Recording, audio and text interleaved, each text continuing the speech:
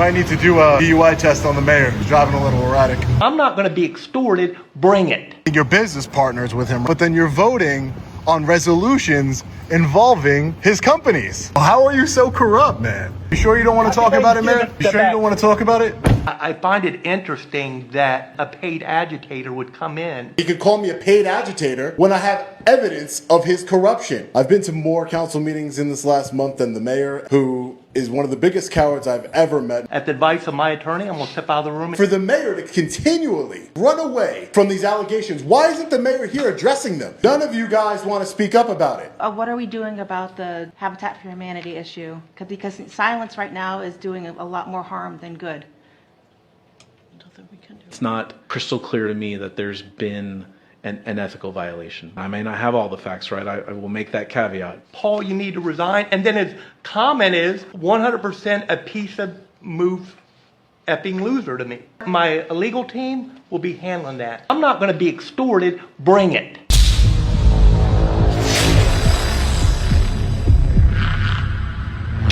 We're going to move on to public comment. As you know, I'm in civil litigation right now with, and there's more pending litigation regarding a speaker who's a paid, in my opinion, a paid agitator. So I'm going to go ahead and send this down. That's public record.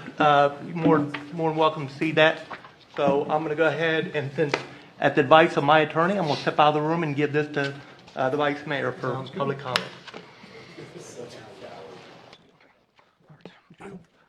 Long Island Audit. Good evening. I'm thinking about getting a rental property out here, an Airbnb. I think saved me a lot in airfare.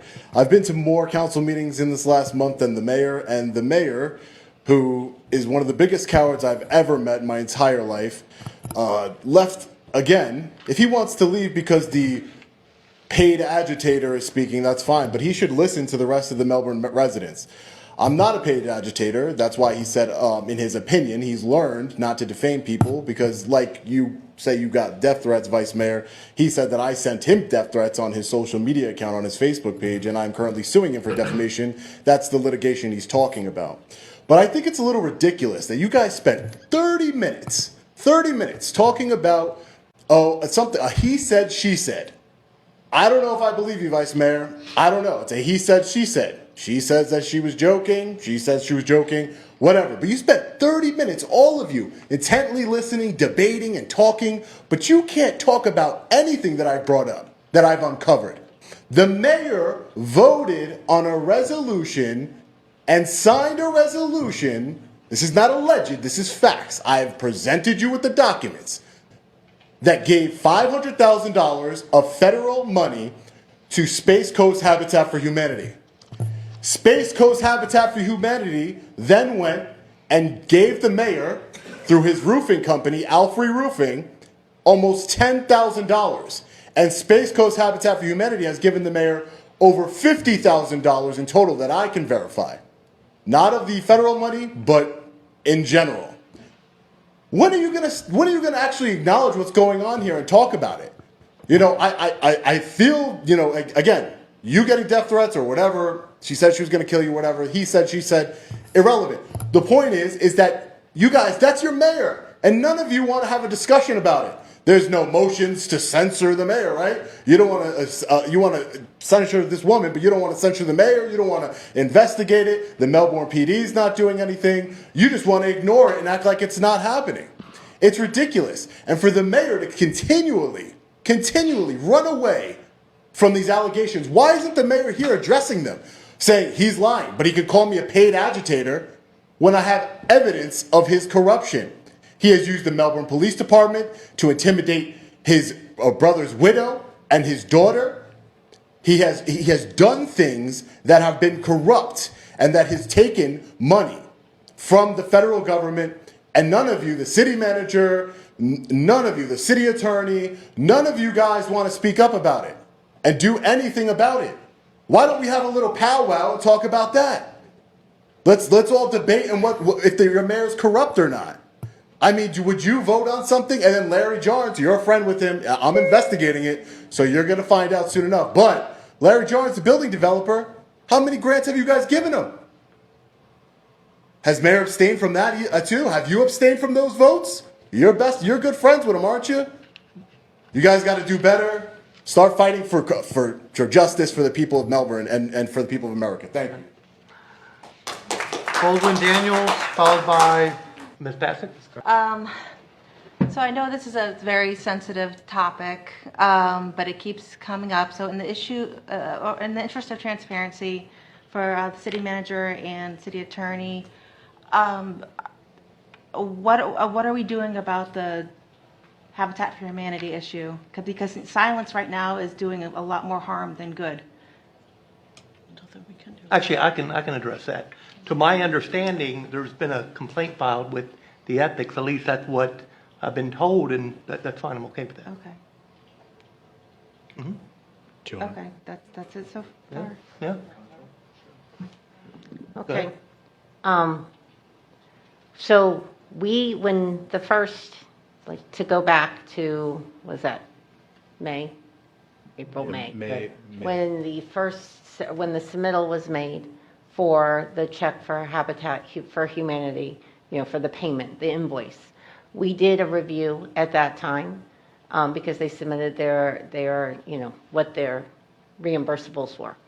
We reviewed it, and at that time we acknowledged that it did not violate the ARPA regulations, so it did not violate the federal regulations. So we paid Habitat for Humanity their full amount. When this came up again, we did a very, very thorough review. I think maybe I need a third or fourth very in there. We had multiple people looking at it. The city manager's office was looking at it. The city attorney's office was looking at it. The finance department was looking. And we did a deep dive. Ended up coming to the same conclusion from multiple sources that we met the federal requirements. We met the ARPA requirements. So we're good on that side, despite what's being said. I'm starting to think that the city manager is in on the corruption, or she's completely incompetent, one or the other, because despite her very, very, very, very thorough review finding absolutely nothing, I easily found the violation of federal rules. The mayor's actions violate federal ARPA conflict of interest requirements under 31 CFR 35.35. Any officer of a recipient government is prohibited from participating in the selection, award, or administration of an ARPA-funded contract if a real or apparent conflict of interest exists. Treasury compliance and reporting guidance reinforces this requirement, mandating that officials with any financial interest in an ARPA-funded activity must disclose the conflict and recuse themselves, not vote on it. Treasury incorporates the Uniform Guidance Rule at 2 CFR 200.318C1, which states that no officer or agent may participate in a federally funded contract decision if they or their business stand to benefit financially. Seems pretty simple to me, Mrs. City Manager. So then we took it a step farther, and I looked at what was the agreement with Habitat for Humanity, the actual agreement that we signed with them. Now, when we put that out for an RFA, request for applications, there were criteria in there because if you recall, when those ARPA projects came out, the final rule for ARPA wasn't solidified yet. So that was a moving target for a while. So when we put that out, we included some additional forms that usually are involved with CDBG or HUD projects. And so part of those forms they filled out were included in reference to in the agreement that was later signed by Habitat. So in that additional review, we determined that there was the possibility of a default of the contract. So as we followed our standard procedures, we issued a letter. I don't know if I have all this information with me, but we issued a letter to Habitat for Humanity and Macedonia Community Development Corporation. And we gave them that there were some conflicts in there, and we gave them the opportunity to cure the situation. And as of yesterday, Cindy already left. As of yesterday, Habitat for Humanity had cured the default, and so they are they're not considered in default, and they met the terms of the agreement. I don't know if you want to add to that, Adam. Well, that's one aspect of this issue, right? Was in understanding better what had happened and a review of the contract. Did we have any issue with our contract with the federal guidelines? Right. That's the city's relationship Your with obligation. Habitat for Humanity, right? And then you start getting separately into these allegations of unethical conduct by the mayor, by an individual council member, right? In my initial review of that, there is at least a chain of Commission on Ethics opinions that is suggesting that the nature of the relationship between the mayor, his roofing company, Habitat for Humanity, and the city isn't necessarily a conflicting contractual relationship, right? And so, again, there have been requests, there have been demands for the city to, lodge complaints, do investigations, other things, right? Based on my understanding of how the Commission on Ethics is looking at those ethical standards, it's not definitive that they would see it as a violation. Again, complicity or incompetence. It's very simple to look up Florida ethics violations, Mr. City Attorney. Let me help you out. The mayor's conduct violates multiple provisions of Florida's ethics laws. Under Florida statutes 112.3143(3)A, a local public officer is prohibited from voting on or participating in any measure that would result in a, quote, special private gain for themselves or their business by voting to award $500,000 to Space Coast Habitat for Humanity and signing the approving resolution, while his company, Alfred Roofing, later received nearly $10,000 from that same ARPA-funded project. The mayor participated in a matter that produced a direct private financial benefit, constituting a clear violation of 112.3143. Additionally, Florida Statute 112.3136 prohibits a public official from using their official position to secure a special privilege, benefit, or exemption for themselves or a business with which they are associated. Finally, 112.3137A prohibits public officers from having contractual relationships that create a continuing or frequent reoccurring conflict with their public duties or that impede the full and faithful discharge of those duties. You got all that, Mr. City Attorney? To be able to file a complaint requires a notarized and under oath statement of facts as to how a person believes that a violation of those ethics standards has occurred. Based on the information that I have, I wouldn't feel ready to swear under oath like here's exactly how this ethical violation occurred. Now, as to when you heard from Mr. Colombo from previous, he was coming to the conclusion that there had to have been a voting conflict of interest even at the time in June of 2024, right? Some existing relationship or some quid pro quo between Alfred Roofing and the mayor and Space Coast Habitat for Humanity.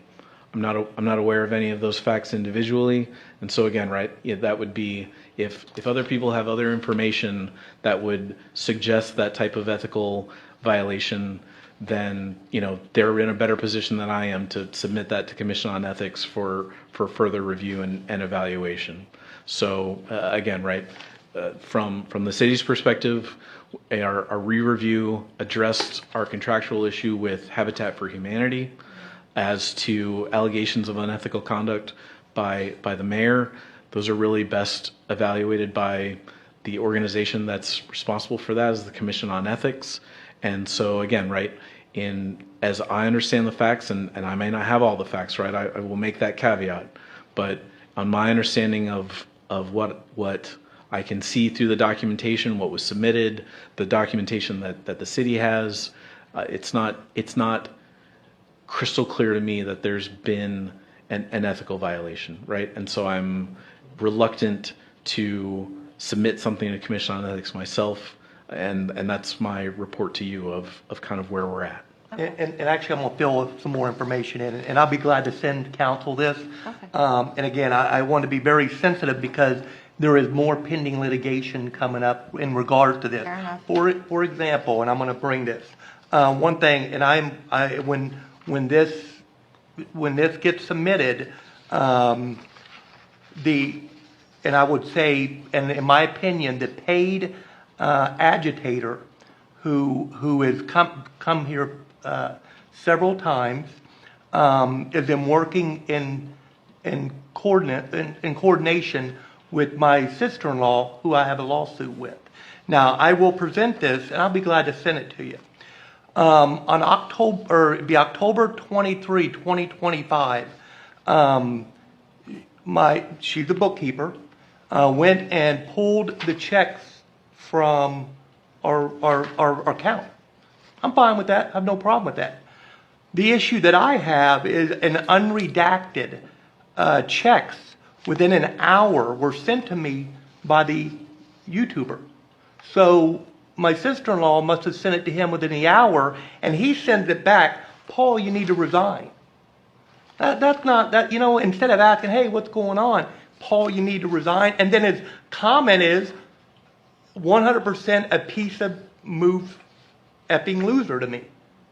And as well as, and I will present this to the Ethics Commission, if it makes there, if you look at the person's name on the contract, Jay Miller, we brought him in for a while to help out when my brother got sick and some other things. But the text message between me and him, he even acknowledges that he was involved. I wasn't involved in the day-to-day operation, maybe as much as I should have been, but they were his signatures, and I wasn't even aware they were done. Well, see, that doesn't make any sense, Paul, because Habitat for Humanity's reimbursement request to the city, which had your company, Alfrey Roofing, listed as a subcontractor, was submitted by the director, Anna Terry Berry. More on her in a second. So the request was submitted March 24th, 2025. And I have a text message from you dated April 5th, 2025, just a week and a half later, where you state, quote, got a $2,200 check from Habitat. I deposited it today.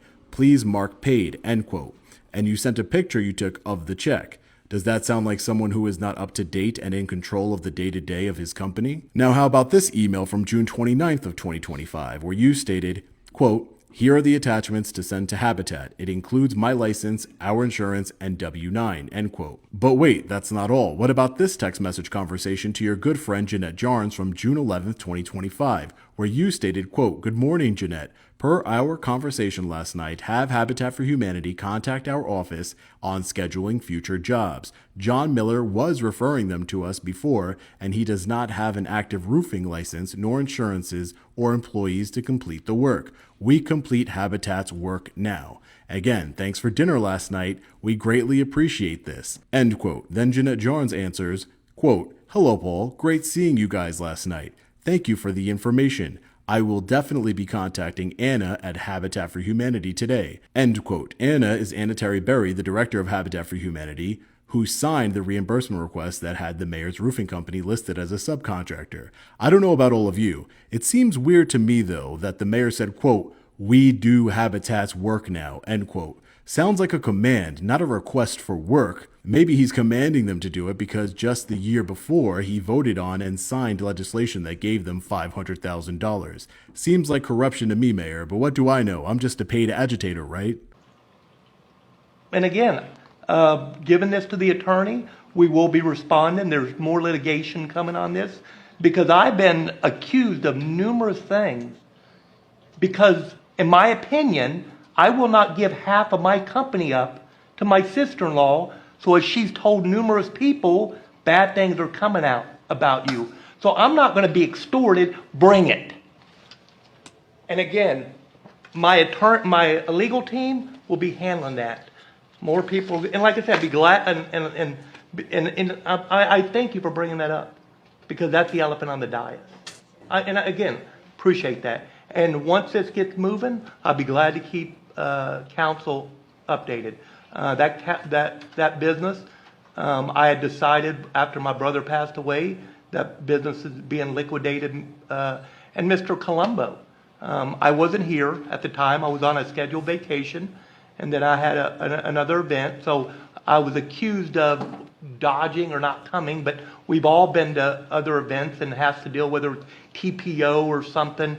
But, I find it interesting that, again, in my opinion, a paid agitator would come in, because and work with my sister-in-law, because again, my opinion, because I won't give up half of my company. I'm not going to be extorted. I'll see him in court. Anybody have any other questions? And I'd be glad to send that information to council tomorrow, okay? But I appreciate you, again, bringing that up. Well, there's something we can agree upon, Mayor. I appreciate Councilwoman Bassett as well. She's the only one on the council who had the courage to, at the very least, bring up the mayor's corruption. Everyone else is either complicit or a coward. Side note, I cannot believe that there weren't any follow-up questions by any of the council members. These are your public servants, residents of Melbourne. Disgusting. Mayor, why don't you recuse yourself when you're voting on resolutions involving your friend and business associate, Larry Jarnes? That was his cigar shop you voted on, right? And you're his business. You have a business relationship with him, right? And you're a friend of his. Dozens of pictures on Facebook. Why don't you recuse yourself during votes? More unethical behavior. Why wouldn't you recuse yourself, Mayor? Why? Why? You all know Larry Jarnes? All of you? Wouldn't you recuse yourself when you have a conflict of interest, Mayor? Larry Jarnes, you get a lot of work for him throughout the roofing. So it's like a business transactional relationship and you pass his zoning for his companies. Is that what happened, Mayor? You know, I don't think any other councilmen have promoted Larry Jarnes' business on their Facebook page like you did. I have that video of you promoting Larry Jarnes' business on your Facebook page. So you're promoting your friend's business, meaning you're business partners with him, right? But then you're voting on resolutions involving his companies. Oh, how are you so corrupt, man? And then you're receiving money from Habitat for Humanity that you voted for. I don't care what your attorney says, your hack attorney says. That means nothing. We're going to see what the Ethics Commission says. We're going to see what the FDLE has to say. No, you don't want to clear the air, Mayor? Larry Jarnes, you don't want to talk about it? You sure you don't want to talk about it, Mayor? Have a happy Thanksgiving. You sure you don't want to talk about it? Mayor, you sure? I'm giving you an opportunity to speak. Be careful, you're going to hit another car, Mayor. You might need to do a DUI test on the mayor. He's driving a little erratic. He hasn't opened up his rearview mirrors. I think that's a violation, right?